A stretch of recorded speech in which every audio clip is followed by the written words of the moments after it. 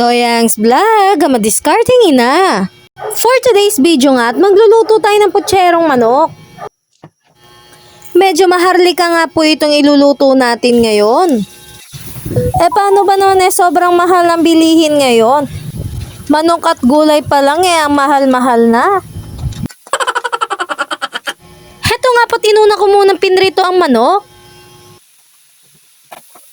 At dyan nga po ay sasabay ko ng igisa ang bawang at sibuyas. Pagkatapos nga po dyan ay ilalagay na rin po natin ang mga gulay. Halu-haluin lang po natin at igigisa lang po natin yan. Kasunod nga po niyan ay maglalagay na rin po tayo dito ng tomato sauce. Maglalagay na nga rin po tayo dyan ng tubig at ang pampalasa na ginagamit natin.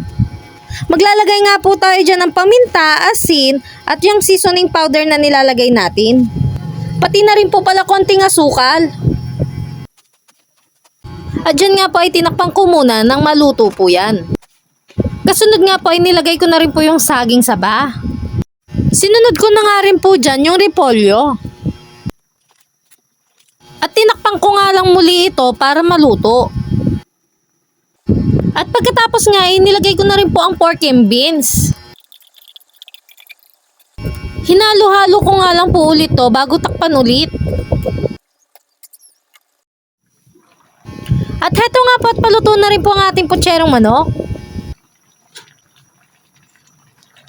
Yun lamang po at maraming salamat sa panonood.